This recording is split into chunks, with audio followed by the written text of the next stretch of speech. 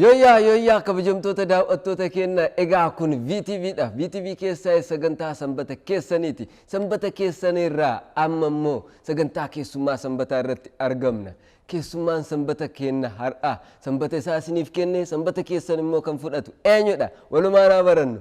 Keessummaan keenya har'a weellistuu, shubbistuu, taatuu diraamaa walumaa galatti artiist Caaltuu Hayilamaariyaam baga nagaan dhufte. Tole baga nagaan eegda. Baga sanbata keenu kennite sanbata keenyas nurraa fudhattee jedhu kaa daawwattoonni keenya. Tole galatooma asinillee. Garuu ogummaa baay'ee qabda. Leenjistuu shubbisaa akka taate beeka. Duraanumarraa immoo shubbisaa hin hojjetta. Weellistuudha. Diraamaa taatuudha. Fiilmii garaagaraa irratti hojjettee diraamaa dheeraa irratti hojjetteerta. Gama kamiin hawaamnu artistii maa jennu akkuma barannetti yookaan ogummaa kamiin irra caalatti yoo haamamte sitti tola? Tole egaa isa uummatatu murteessa. Ani garuu amma hin dandeenye aartii Oromoo keessatti gumaacha amma hin danda'uun gumaacha gochaa jira. Karaa hin danda'uun jechuudha. Waan hojjechuu danda'u hunda hojjechaa tan jira. Isa gaa yookaan isinii yookaan uummatatu yaada naa kenne. Dhugumatti garuu jechi aartistii jedhu akka addunyaatti namoota fakkii kaasaniif kan kennamedha. Nu biratti immoo namni ogummaa aartii jennu keessa jiru hundinuu aartistii jedhama. Ani garuu kan itti amanu tokko namootni akka keessanii ogummaa aartii yoo xiqqaate sadii fi sanii ol qabanii osoo aartistii jedhamanii wantoonni jiru mormiin qabu. Amma Dooktar Aartist Alii Birraa fa'aa fudhatte hin shubbisu asitti diraamaa yeroo hojjetan meeshaa muuziqaa barbaadan yeroo taphatan hin argina duraan irraa jechuudha. Kanaaf maqaan aartistii jedhu isaaniif sirriitti hin mala. Kanaaf namoota ogummaa baay'ee irratti hojjetaniif mormiin qabnu aartistii osoo hin jees gaanii osummaa natti tola. Galatooma. Mee duubatti deebisa. Baandiin jiituu yaadannoo baandii jiituu akkam ture mee wanti nu yaadachiisu akkam ture yeroo san hawwiin hojiif qabdan? Hawwii qofa oduu ta'in bakka dandeettii kee itti guddistuudha. Hawwiidhaan qofa waan dhufuu miti aartiin bakka dandeettii kee itti guddistu bakka sammuu kee itti guddistu sammuu kee qaama kee itti guddistu bakka aartii Oromoo fi aadaa uummata Oromoo baastee itti guddistuudha jiituu jechuun. Lammata immoo fayyaallee jiituun yeroo san waa'ee dhukkuba eersii illee irratti waa'ee wal hormaataa aadaa duubatti hafaa waan akkasii uummata keenya keessa galee baadiyyaa keessa deemee barsiisaa ture. Bakka ogummaa qofa oduu ta'in bakka barnoota gaariitti fudhattuu fi bakka sammuu kee itti guddistu jedheetii yaadaan jiituu. Mee yeroo sana akkamitti jiituu ayyaadadhaa hiriyoonni kee tokko yeroo natti himanii isin Adaamarraa kiiloomeetira 7-8 akkas gara Moojootti miti jogo achi Adaamaatti miilaan dhuftaniitiin aartii hojjettu ture. Yeroo san kaffaltiin tokko hin jiru. Aarsaan isin kaffaltaniin kun ammatti muuziq viidiyoon ammatti hojjette suni akkas bareedaa kan ta'e dandeettii in keessa akkasitti kan cimtuu taateef aarsaa yeroo san kaffalteedha jedhee waan yaaduu fi yeroo san kaka'umsi isin hojiidhaaf qabdan waliin yeroo hojjettaniitti immoo osoo kaffaltiin tokko hin jiraatiin fedhiin qofti yaadannoo san akkanatti himtuu barbaadeetiin. Dhuguma achi illee miilaan dhufnu tana itti dabalte garuu immoo dhuguma jettee miilaan deemu qofaa miti oduunyaatiin hojjechuu dandeenya. Fedhii aartiidhaa qabnu irraa kaasee jechuudha. Tokko kanaan lammata immoo dadhabeen hin jiru.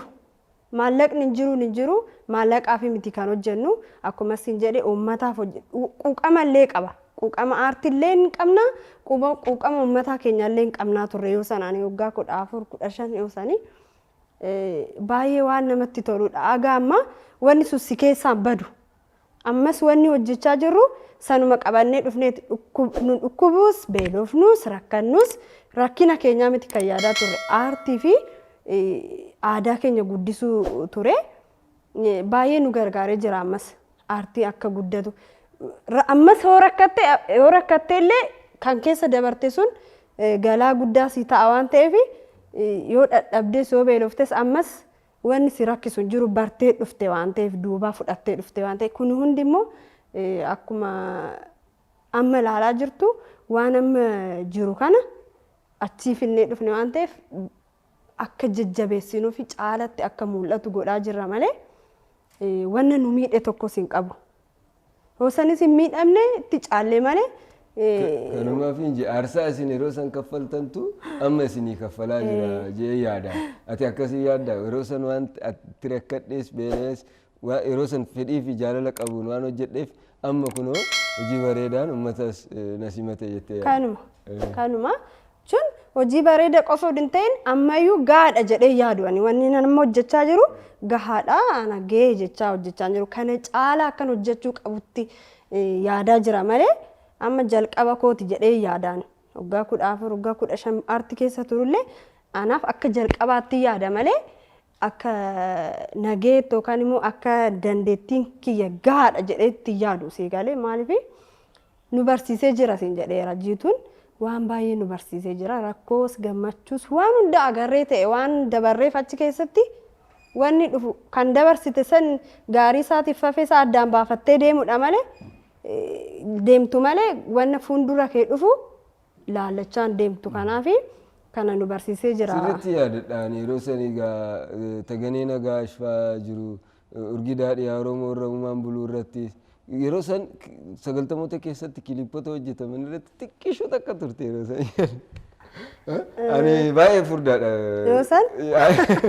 Yeroo san baay'ee umriidhaanis xiqqoo turte qal'oos turte. Amma namni yeroo san viidiyoo san namni argu amma caaltuudhaatu ni jechuu danda'a. Namni baay'ee noon kolfu beekta waan ta'e hin beeku.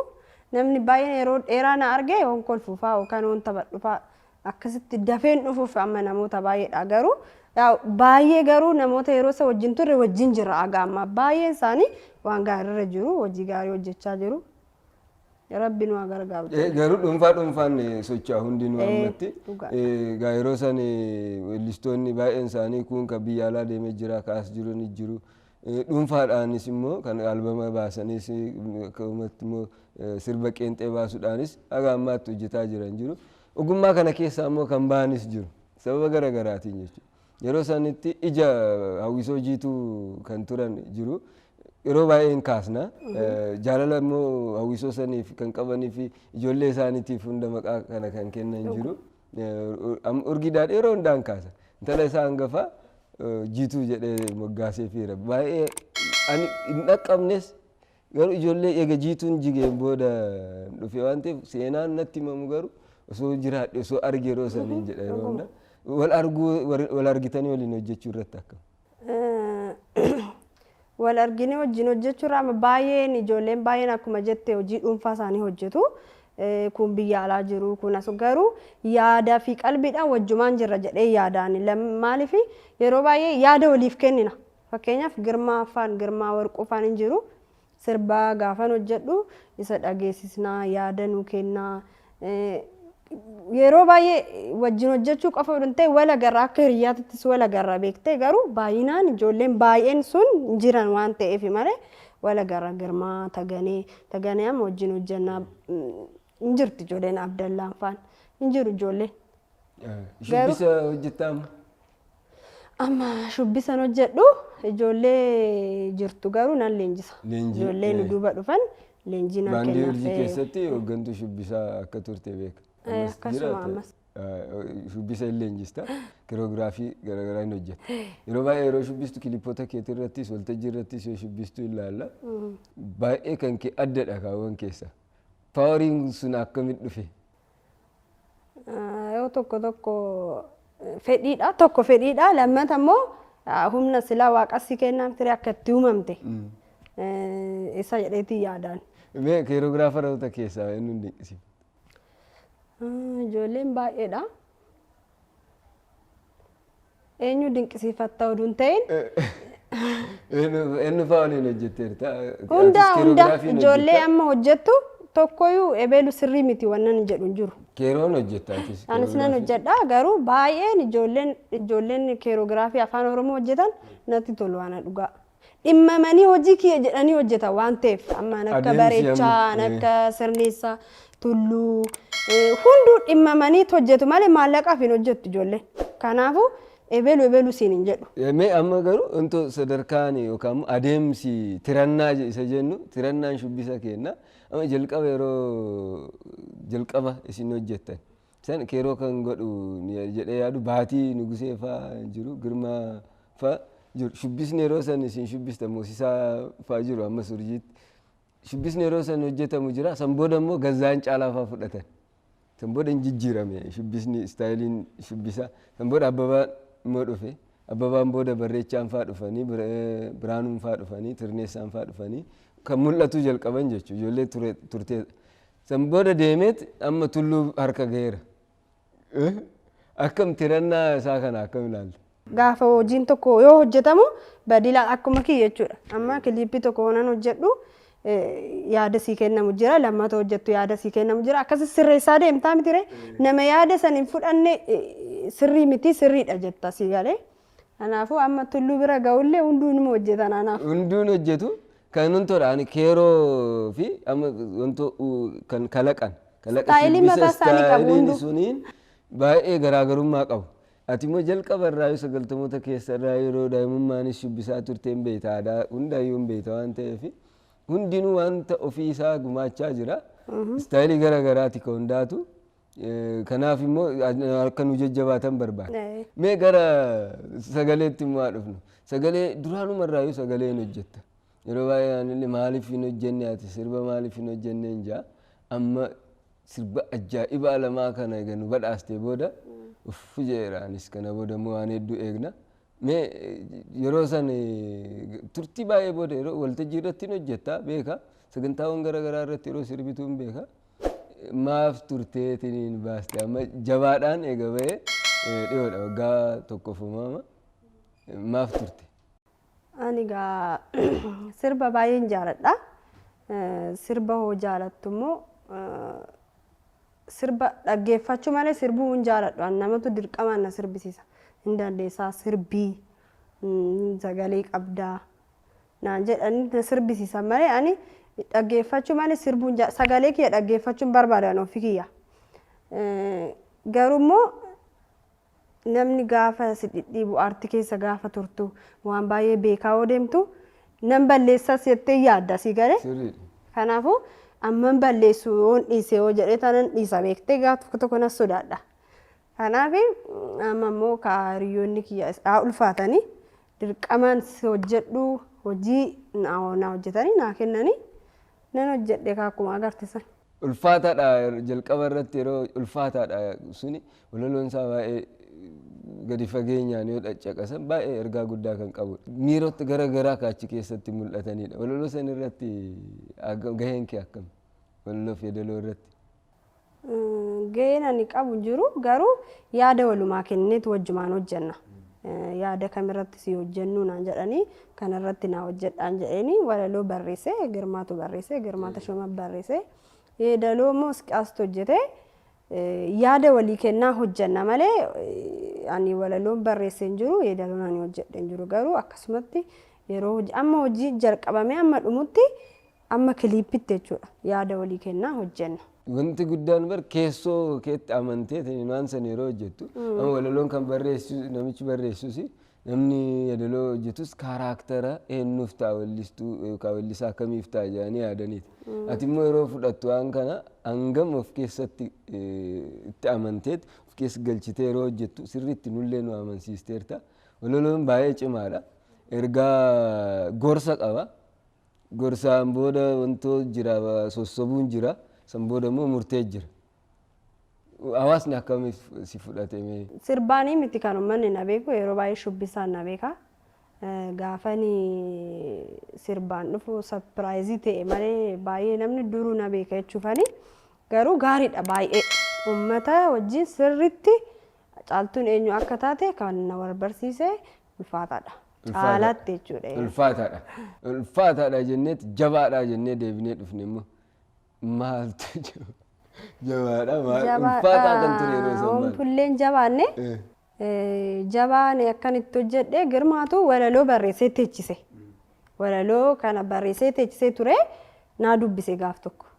Naan sirba kana anatu hojjeta yeedalootti naa hojjedhaan jedheeni hojjetanii naa kennanii duruma moo ulfaataa ifa hojjenneen booda nu mata duree sirba kiyyaa yeroo hunda akka inni mataa isaatiin hiikaa qabu barbaannaa beektee akka yoo haasofnu Girmaafaa wajjin mata duree sirba kiyyaa hundu ammaan boodas kan ba'an akka namoonni itti haasa'an maal jechuudha yookaan immoo kanaaf akka jedhanii itti haasa'an barbaanna. Kanaaf sirbicha qofa oduu hin ta'in. Saniif osoo sirbi jabaadha osoo hin bahin dura baay'ee sooshaal miidiyaa kana jabaadha kan jiru chaalenjii wayii ture jabaadha kan jiru maal inni jabaadhaan aga jedhamutti jechuudha. Kana barbaannullee. Katti aanuma mata duree akkamitiin dhuftu? Yeroodha jenna. Katti aanuma kaa wantu ta'uu qaba. Qallaadha? Hin jennuun yeroodha jenna. Yeroodha. Bareeda mata duree bareedaan. Kana booda maaliif assaayimantiidhaan miiree kan isinii kennu namni yeroo sirba jalqabaatiin jaalatamtu hojii jalqabaatiin jaalatamtu kan lammaffaatiif sirritti hojii manee sii kenna. Hojii manee san immoo lammaffaa irratti kan ulfaataadha. Hojii manee sii kenname jabaadhaan nu deebisteerta. Kan itti aanu lamaan kun baay'ee bareeda waan ta'aniif kan itti aanutti sirriitti itti yaadamu maal sitti himamare? Kun dirqama ana qofa oduu hin ta'in hojiin kiyyaa caaltuudha jedhama malee hojiin kiyya yeroo baay'ee hiriyoota kiyya wajjin hin hojjedha. Hiriyoonni kiyya immoo baay'ee na gargaaru waan hundaanuu waan danda'an hundaan na gargaaru. Kiyya qofaa miti keenyaan jedheetiin yaadaan yeroo baay'ee yaa waanatu ittiin beekamaaf malee sirboota baay'ee jira ammaan boodas kana caalaa hin hojjenna jedhee yaada. Ayyee mee sirboota weellistoota ta'a dhufnuuti. Weellistoonni ati waltajjii irratti sirba isaanii hojjettu kan baay'ee dinqisiifattu kan durii keessaa jennu kan durii yookaan hangafoota keenya keessaa eenyuun tokkoffaa ebaluun lammaffaa ebaluun sadaffaa ebaluun jettee naa keessu jira. Weellistoota nu dura jiran ebeluun caalu jechuu ani hin danda'u. Isa murteessuu hin danda'u. Isaantu nuuf yaada kennuu danda'a. Yaada akkasii garuu kan hin jaaladhu, kan hin hojjedhu Ilfinash Qannoo, Shaabee Sheekoo, kan akka Amalmaal, kan akka Hibist isaan hin hojjedha waltajjii gubbaarratti. Ilfinash Qannoo takka irra nu deemte.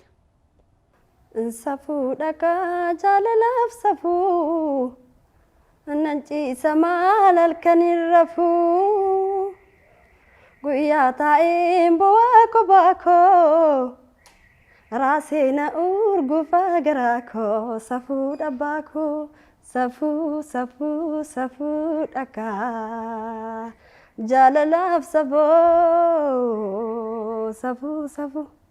Ani aman nabii minaanii na nyaadhana dhuga bishaanii jaalala soofee na huqqisee halkaniif guyyaa na boochise bu'een miimmaan koo facaasa jaaladheetiin garaa of raasa hirribarraa halkaniin rafuu safuu dhaqaa jaalalaaf safuu. Baay'ee bareeda sagaleen kee. Egaa sagalee kiiloolee kanaan hojii sadaffaa afuraffaa albama yaadaan jirtu? Amma hojii lamaan sadeen tokko hojjechaan jira. Amma kan ba'an achi booda garuu karaa albamaatiin deema. Albamni baay'ee bareeda. Egaa albama ajaa'ibaa ta'e tokko yeroo dhiyootti immoo hin eegna. Hojii sadaffaa afuraffaa immoo kan qeenxeedhaan gadhiifamu mata duree isaa ammaa fi iccitii haa ta'u yeroodhaa kan jiru tilmaamaasin. Daawwattoota keenya sanbata keessan nu kennu keessaniif ammas irra deebinee hedduu isin galateeffannaa. Keessummaan keenya har'aa sanbata isaa nu kenne wajjin gaa kunoo akkasitti taphachaatiin jirra. Weellistuu aartistiin teennaa Caaltuu Hayilamaariyaam nu taphachiisaatiin jirti. Muuxannoo isiitirraa immoo waa hedduu barattan jenneetiin abdanna. Egaa mee kaammoo weellistoota amma jiran keessaa kan baay'ee sitti tolanii fi abdii aartii kennaaf ta'an jettee yaaddu? Dubartoota keessaa irra caalaa dubartoota. Tolee baay'eedha. Magartuun jirti, Eelsaan jirti, Yaalimaa, Zinnaash, Caaltuu baay'eedha. Ijoollee baay'ee jira. Ammaayidha yeroo baay'ee dubartoonni daddafnee hojiin hojjennu anarraa kaasee malee baay'eetu jiru ijoollee dhugaa dubbachuudhaaf bareedaa godhanii sirritti hojjechuu ijoolleen dandeessu baay'eetu jira amma waan namatti abdii namatti horu baay'ee jira waan ta'eef asumaan jabaadhaa haa jabaannu amma dandeenyeen hojii daddafnee haa hojjennu jedha ergaan dabarsaafi. Wanta hin baratamne hojii sirba gara walleetiin afaan oromootiin hin baratamne artistoonni akkasii maqaa isaanii waamte isaan ciccimoodha. Waliin taatanii immoo nam 10 nam 5 sirba tokko waliin hojjechuu irratti maaliif gamanumaan ergaa dhaammachuun barbaade. Yeroo hunda keessummootaaf yeroo hunda waan akkasii hin gaafadhaan.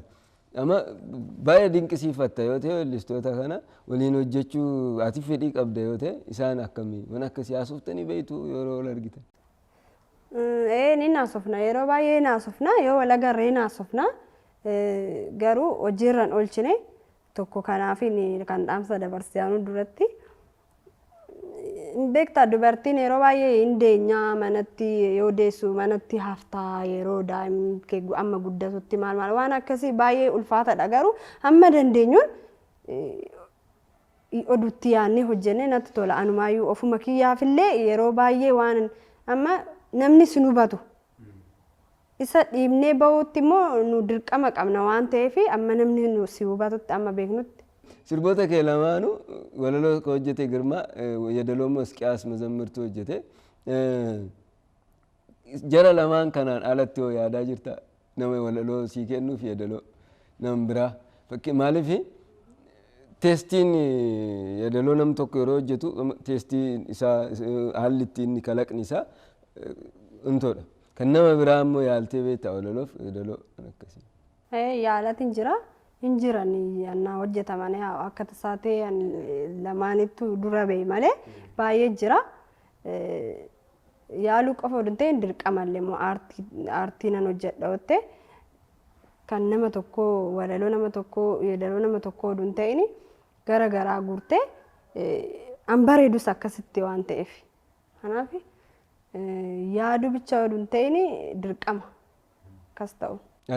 Meegaa dhumarratti wanti hojiilee lamaan kanaanis of dura hojii hojjettuunis akkasumas immoo dinqisiifattoota keetiin wanta jettuun yoo jiraate galatas ta'uu danda'a akkasii eeganis immoo obsaan ergaa ta'uu danda'a mee wanti nu himtu keessummaa taatee yeroo biraas immoo dhufuun keenya oolu hojii biraatiin. Tole kaa uummataan kana jedhu hin hojjenne nan hojjedha.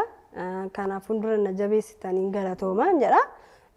Lammata immoo hiriyoota koo Girmaa Tashoomaa, Masqiyaas Mazammur, Abbuuz Istiidiyoo, Kiingiraagoo, Gammachuu baay'ee galatoomaa ulfaadha. Sirriitti jabaadhaati hojjedha.